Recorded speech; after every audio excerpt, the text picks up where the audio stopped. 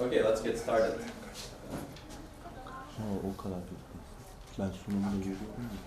Okay, welcome to the afternoon session of BioArt workshop. Now we have a lot of talks.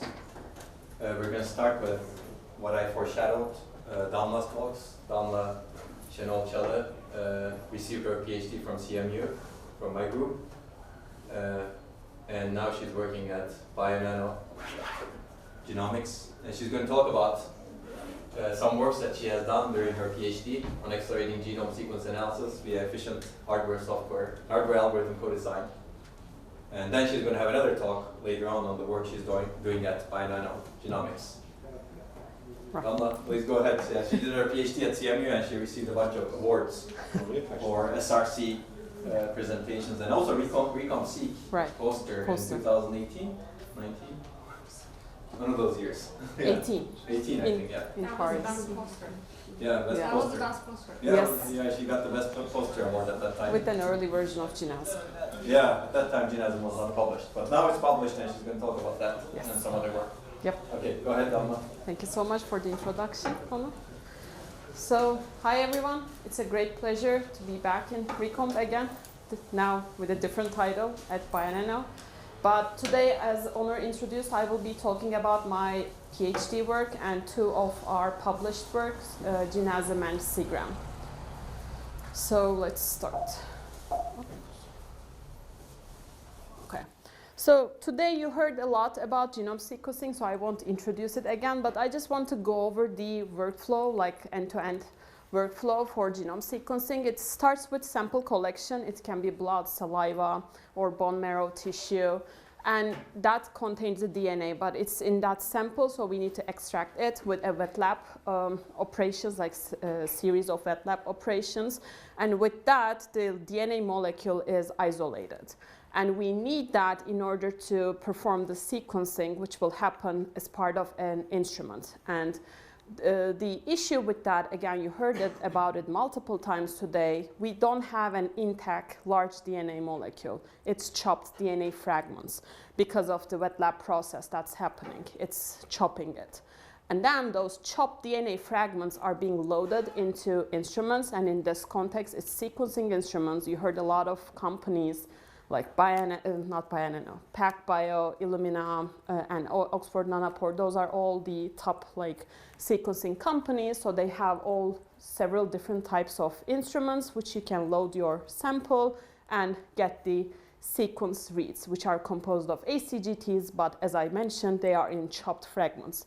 And they don't directly give us the information we are looking for out of this genome analysis, so we need to perform some computational analysis in order to extract the information that we are seeking for. And for that, we need genome sequence analysis, which is performed with algorithms, software programs, and the computers. So Jalkan hates this, but I need to use this to motivate this work.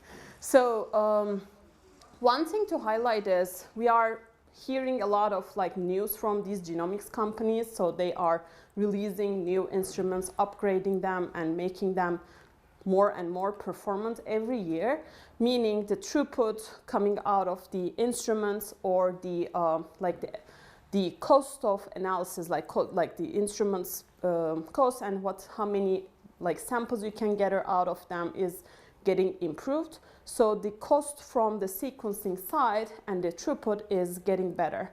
But as we know, Moore's law, which we need for the better performance on the compute side, is not keeping up with that. Because of that, we are observing computation as the bottleneck for the end-to-end sequencing or genome analysis workflow.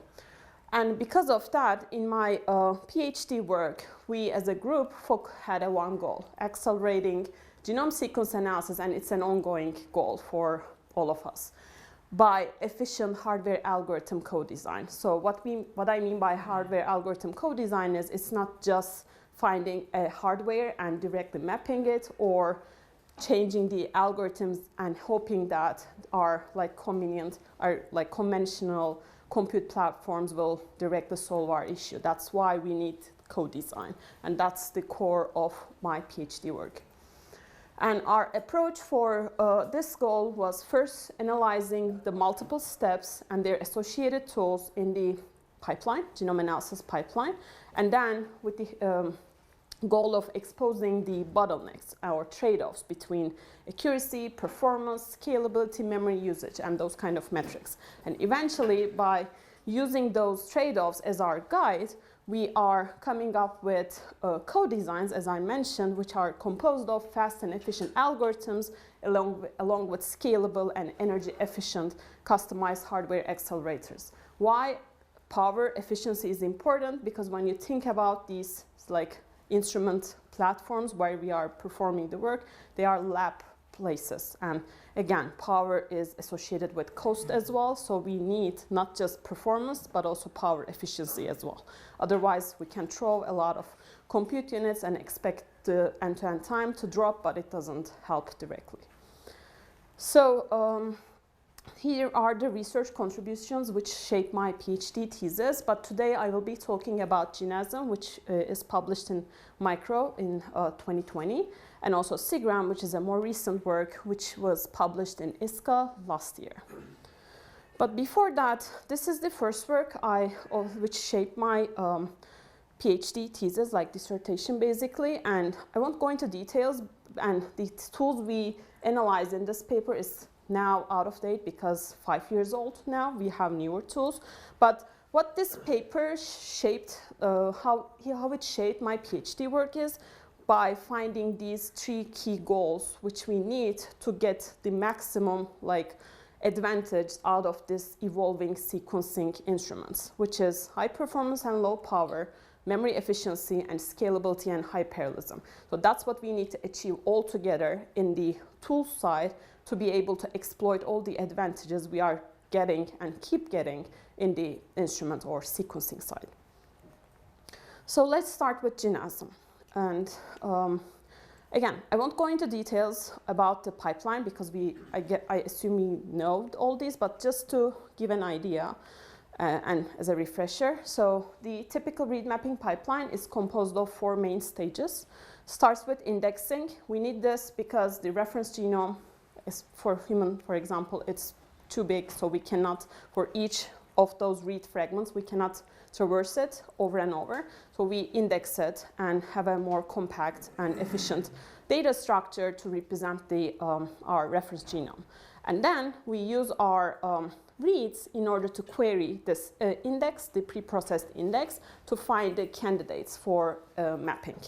And then optionally, but it's not really optional anymore, we perform pre-alignment filtering in order to discard the dissimilar sequences that we are 100% sure they won't lead us with the best alignment. And finally, the core and the most expensive step of the pipeline, read alignment, where we perform like dynamic programming based algorithms and find the optimal alignment with a traceback step at the end. So why read mapping? Because we all know it's one of the first key steps in genome sequence analysis. And the important part here is multiple steps of this pipeline I showed you is requiring approximate string matching, or ASM. And that, based on our analysis, we revealed that this ASM parts of the pipeline is bottlenecked by the computational power and memory bandwidth limitations of existing compute systems.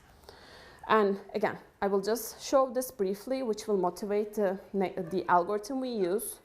When we look at the approximate string matching, we need it because of the genetic variations and the sequencing errors that the sequencing devices are introducing to the sequenced genome.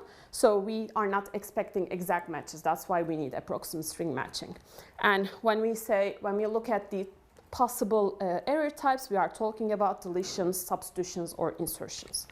And basically, approximate string matching is detecting those differences and matches.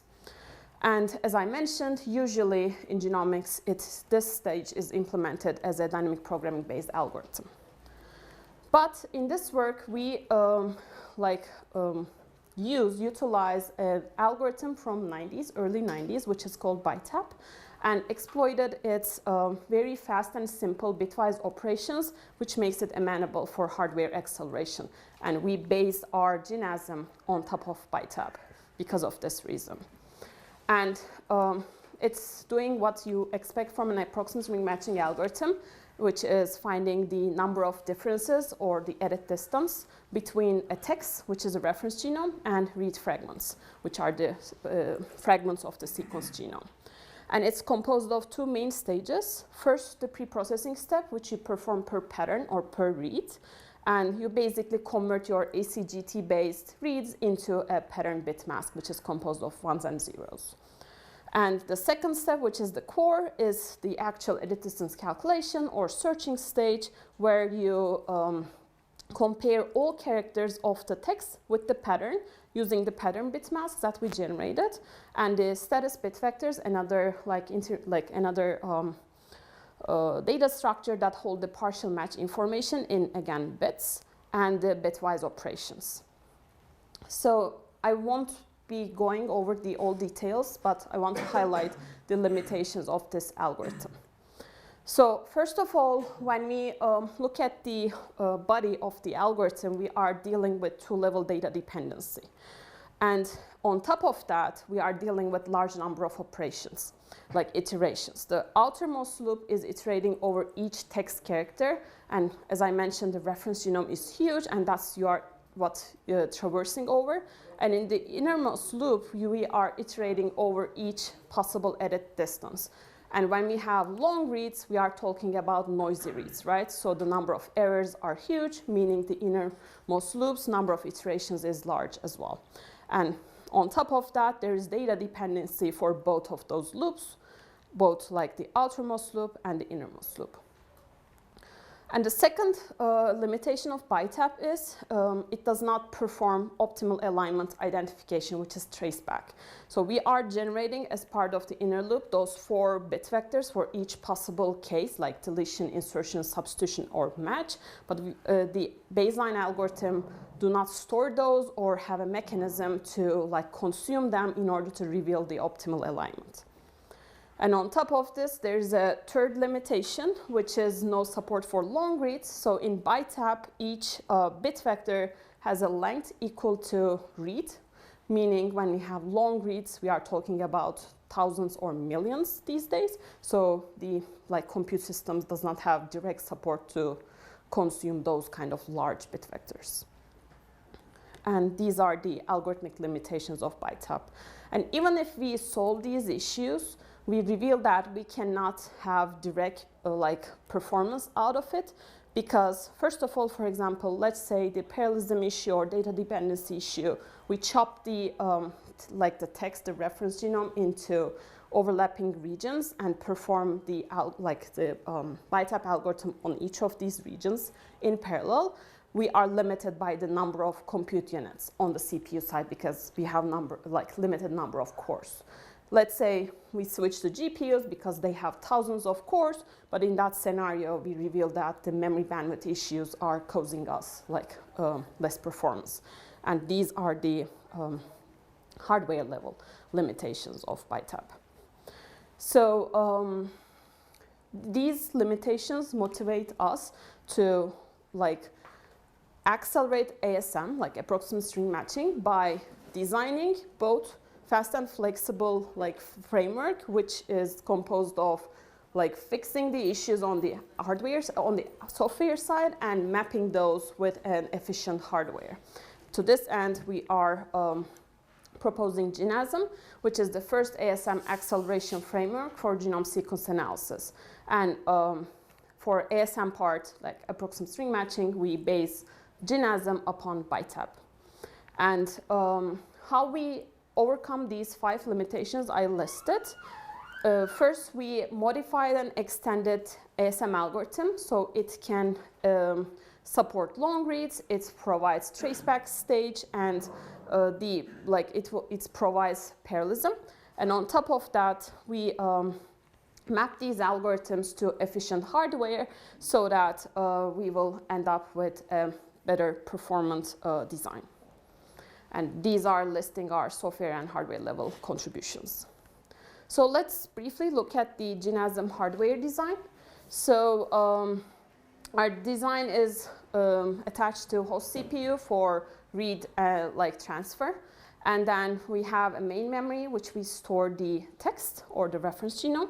And we have two main components, Genome DC to perform the bit vector generation and perform edit distance calculation. DC is coming from there, and Genome TP in order to perform the traceback algorithm, the novel traceback algorithm we are proposing as part of Genome.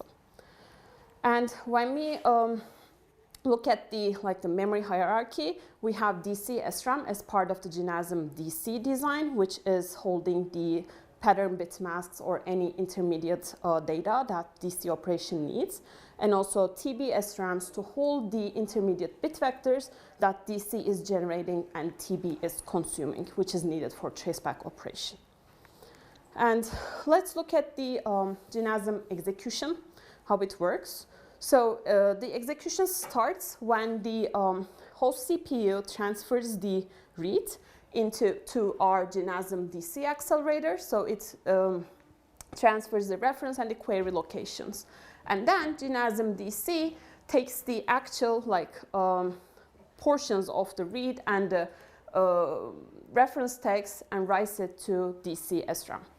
And in Genome, we are following a divide and conquer approach because, as I mentioned, we are talking about large strings. So what we are doing is an heuristics where we divide the both text and pattern into windows and perform the DC and TB operations on those windows, and then finally attach all of them together. But there are overlapping regions between them to not to have suboptimal alignments.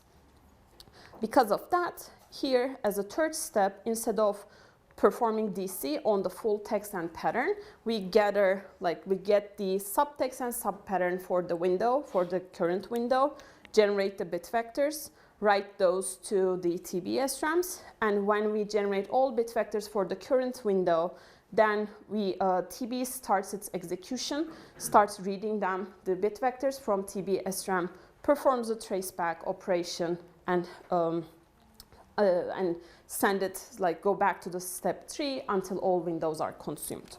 So this specialized design with specialized compute units and on-chip SRAMs help us to balance, match the rate of computation with memory capacity and bandwidth, and also achieve high performance and power efficiency, and finally scale linearly in performance with the number of parallel compute units we add to the system. When we look at the Genome DC hardware design, so we have a linear cyclic systolic array based accelerator, and we design it this way to maximize parallelism and also minimize memory bandwidth and memory footprint. And processing core is the core unit which performs all those inner loops bitwise operations. And when we add the flip-flop based memory units around this core, we got a processing element. And when we concatenate multiple processing elements, we get a processing block. And one DC SRAM is attached per processing block to manage that text and pattern and other intermediate data transfers, read and write. And also we have TB SRAMs, which are also attached to our Genome TB unit, which I will show next, for intermediate bit vector read and write operations. And as I mentioned, here we have the Genome TB hardware design. As you see, we have the TB SRAMs connected to a one TB unit. And in this unit, we have a very simple logic, which first reads the bit vectors from one of the TB SRAMs using the computed address, then performs the bitwise operations, we are basically reversing the operations we did in the DC part to find the optimal alignment with TB here. And finally computes the next TB address based on the the current cigar string we find for the current iteration, and it goes this way until we consume all locations. And once we generate the full string, we send the output back to the main memory. So we demonstrate the efficiency of Genome with describing and evaluating 3 use cases: read alignment for both long and short reads, pre-alignment filtering for short reads, and also edit distance calculation for arbitrary length any 2 sequences. But on top of that, we also discuss several other possible use cases, including generic text search. So I won't go into details because of the limited time for evaluation methodology, but I put the slides here and you can find more details in the paper as well, and we can talk offline as well. Okay, let's look at our key results, starting with area and power. So we synthesized our Genome DC and TB accelerator data paths using a Synopsys design compiler at 1 gigahertz, and we revealed that for one Genome unit, which is composed of 64 processing elements on the DC side, we are only consuming 1% of a Xeon CPU core for both area and power, meaning Genome has low area and power overheads. And when we look at our performance results and power consumption results for 3 use cases, for all of them, we find that Genome is more performant, providing more throughput and better throughput better power per throughput per power for all 3 use cases. And as part of this, we compared not just by software baselines, but also hardware baselines, if exists. And here are the list of additional details in the paper, and there are a lot of further evaluation and more algorithmic analysis available if you're interested. And to summarize, in this work, as I mentioned, we focus on approximate string matching because it is one of the major bottlenecks of the read mapping pipeline. And we proposed Genome, which is based upon BiTAP algorithm, and we modified it and extended so that, algorithmically, it will address the limitations that BiTAP has and can be used as a part of the genome analysis pipeline. And we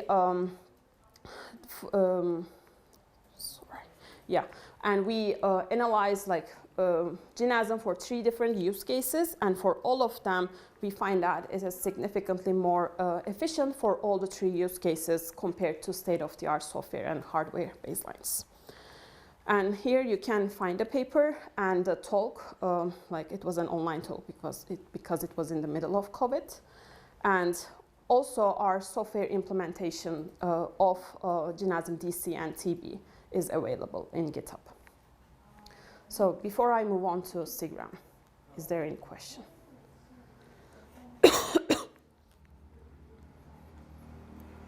Okay. So let's move on to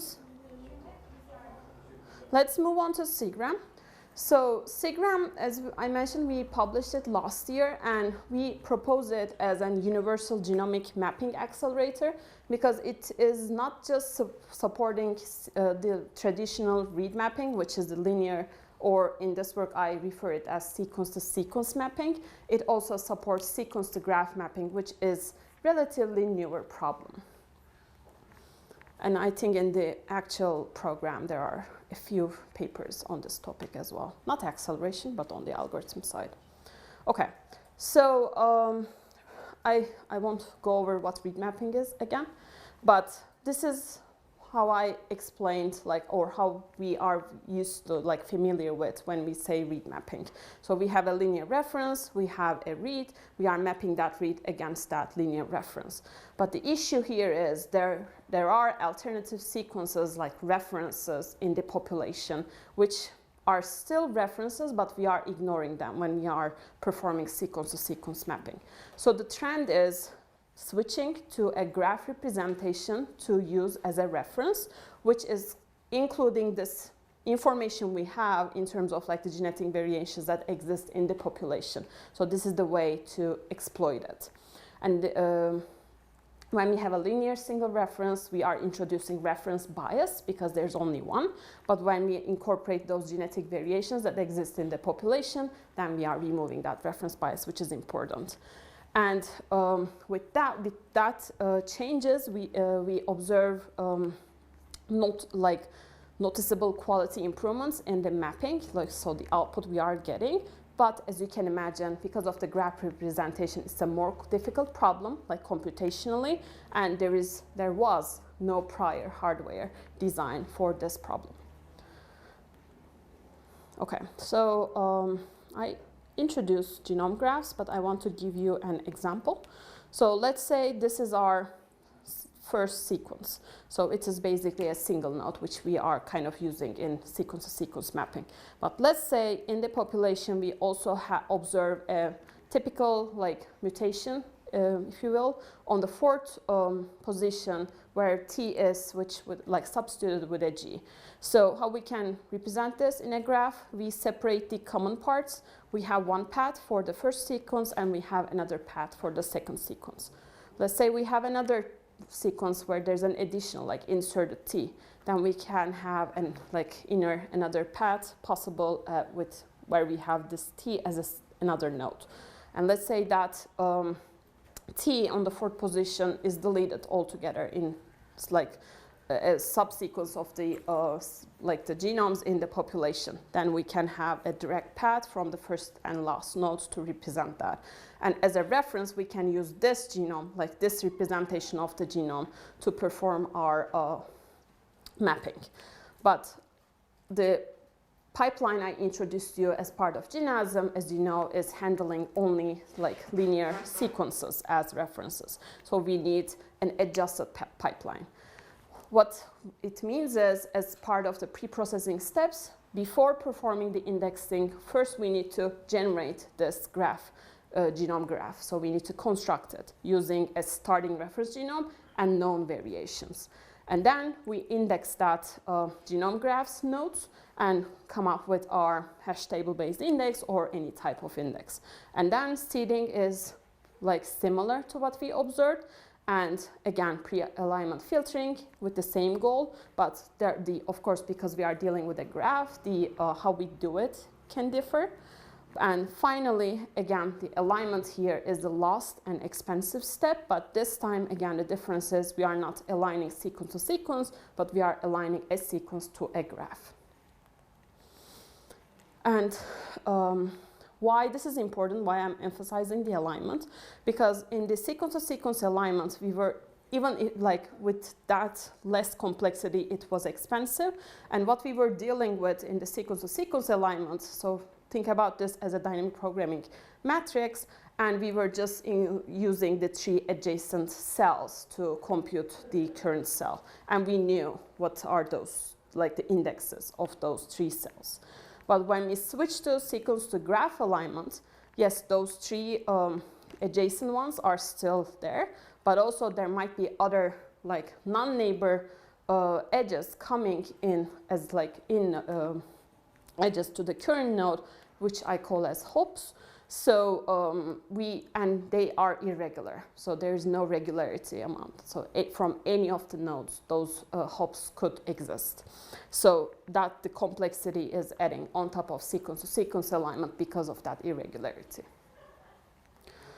So in order to further understand the issues with the sequence-to-graph alignment or sequence-to-graph mapping, we analyzed 2 state-of-the-art tools, Graph Aligner and VG.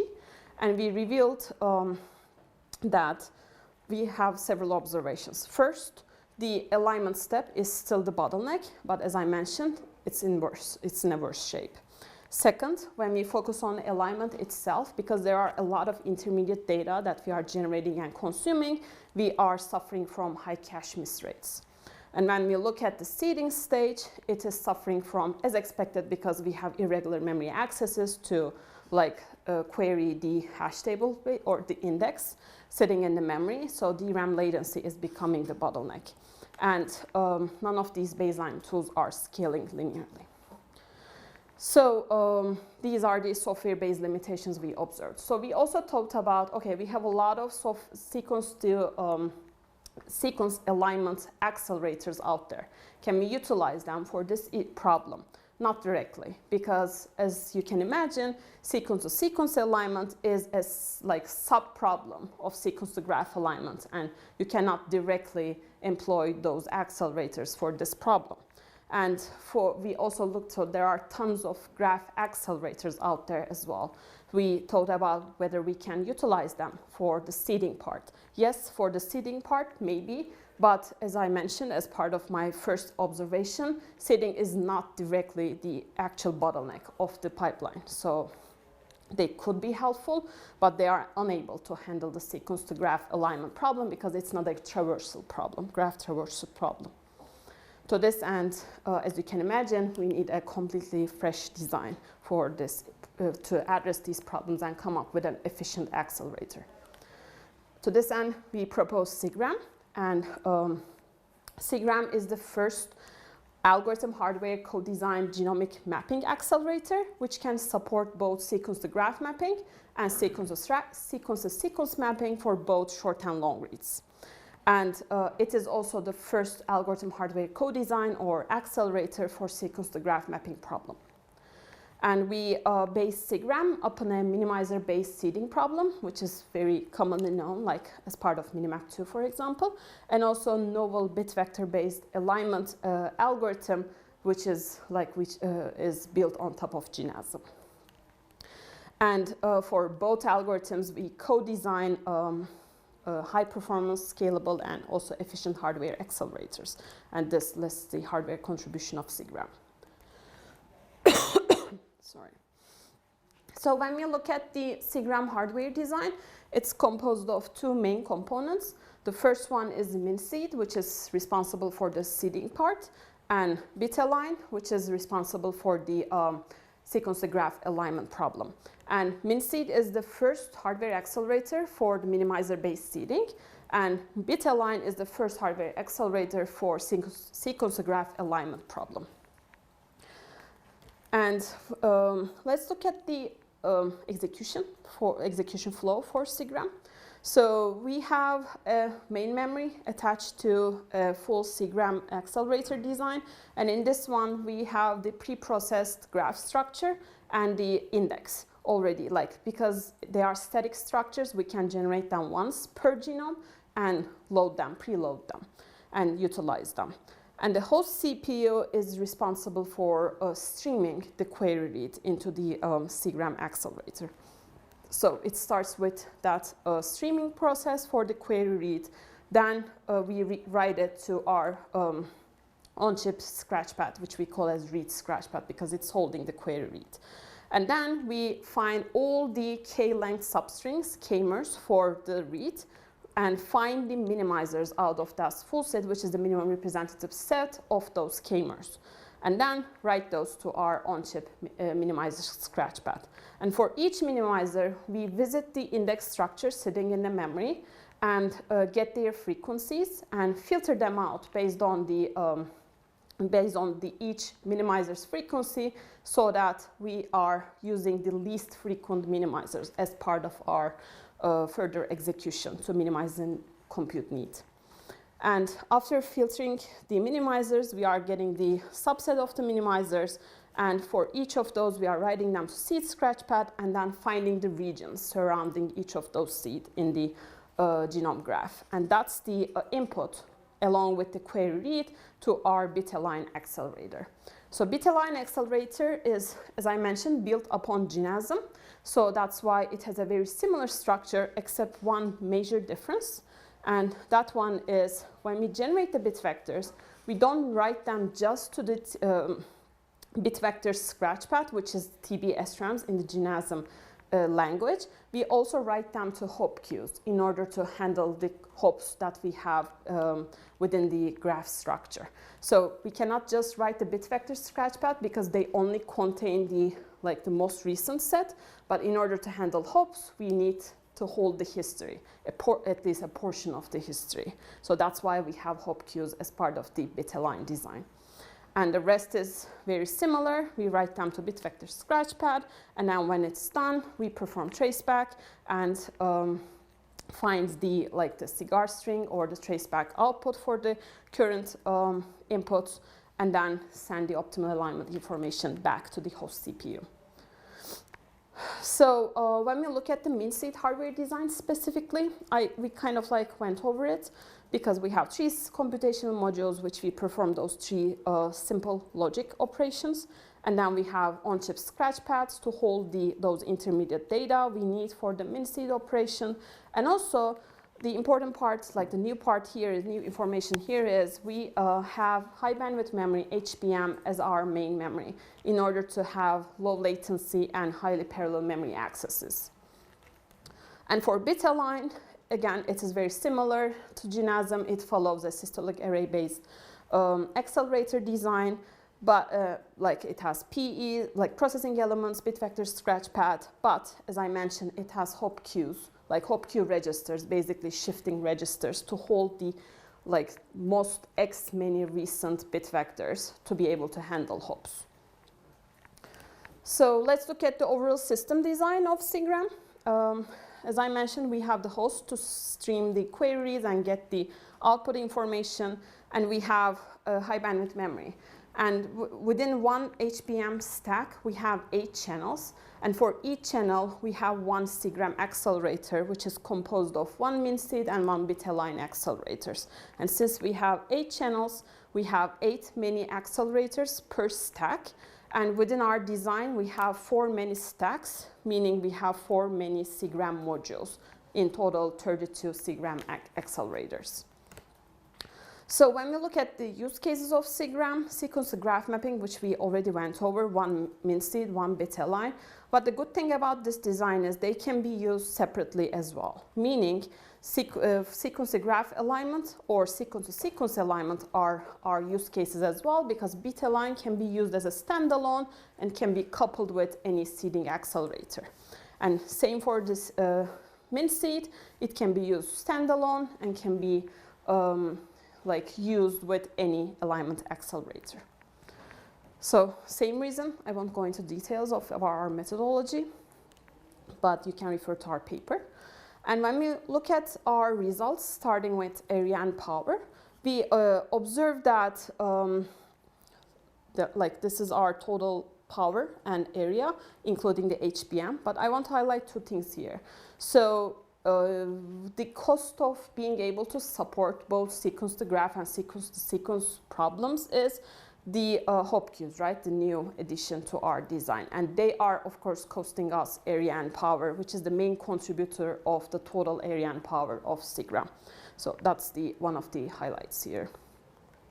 And when we look at the performance and power consumption results for all these 3 use cases, we reveal that, again, compared to state-of-the-art software for both of these sequence to graph mapping and sequence to graph alignment problems, SIGRAM is providing better performance and lower power consumption. And for sequence to sequence alignment, because we already have accelerators exist for this problem, we compared the throughput. But as I mentioned, because of the additions to support graph alignment or graph mapping, in terms of area or power, we are not better, of course, compared to these sequence to sequence alignment accelerators. But in terms of performance, we are even better than Genome because of some tweaks we did to the bit-align design. But on top of that, SIGRAM is better compared to the other hardware baselines as well. And here are the additional details that you can find in the paper. And to conclude, in this work, we propose SIGRAM, which is the first hardware accelerator for sequence to graph mapping and alignment problems. And as I showed, SIGRAM supports multiple use cases, and for all of those, it is more efficient and outperforms state-of-the-art software and hardware solutions. And similar to SIGRAM, the paper is online. You can find it easily. And also the actual talk that I gave in ISCA last year is available. And also we released our source code for bit-align, and also the data sets that we analyzed or generated, like the graphs, for example. They are available as well. Thank you.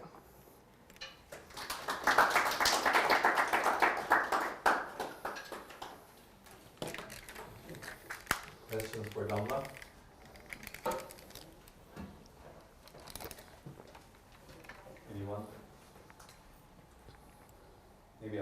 question. Sure. On CGRAM. Is there a trade-off between performance and accuracy? Yeah, sure.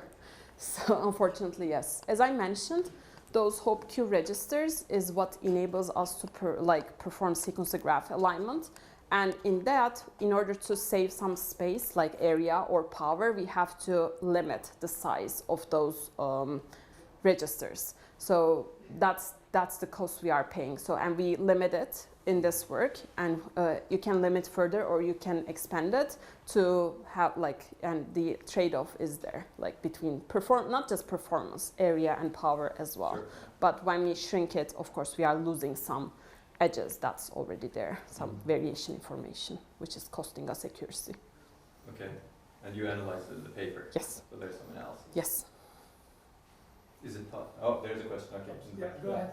Yeah, I was going to ask, is it possible to, how much hardware cost do you need to get rid of that inaccuracy? So, as I mentioned, it's pretty irregular. It really depends on the data set you have. So it's kind of inevitable because the edges can be coming from many nodes away, and it's not really, and you are wasting a lot in between because you are saving a lot. So it's kind of inevitable, but maybe some people will come up with better design, better algorithms. Why not? Virtualization. Yeah. The software can help, Sure. I think. Sure. Because hopefully it's not going to happen often. Exactly. Maybe you call Yeah. software when needed. Exactly. Yeah. Yes. Exactly. It's possible. Yeah. Okay. Mohammed. So can you adapt other? Is used to this. Can you adapt some other sequence aligners For to fix the accuracy issue, for example, like GWFA or any of those photograph-based? yeah, some ideas maybe, possibly. So in this work we try to, so it's, I cannot say it's perfect. It is, for example, missing the filtering part as well. There's no filtering happening. So there's a lot of opportunities available in CGRAM. And of course, getting inspired by other existing software is definitely an option. What we did in this work is inspired by Genome, but there are other algorithms or better versions of Genome, like Joel, for example, proved with Scrooge is possible. Yeah, sure. I see. But you already have great speed up even without Yes. filtering, right? Yes, So that's true, but it can be even better. That's what I'm saying. Do you think you can still have end-to-end speed up even with replacing Genome with something else, or the alignment part of CGRAM with? Possibly, like another hardware design. I don't believe with software it's that easy because, as you know, we tweak with all the components exist, like on-chip SRAMs, on-chip scratch pads, everything, like memory. So we designed in a very balanced way. But yeah, so in other hardware designs with other software available out there, it's possible. So it's a moving domain. So Perfect. Thanks. thank you. Wanna ask? Okay, no more questions? Okay, we're running 15 minutes late anyway, so let's thank Damla. I knew this would happen. Thank you, Damla. Thank you.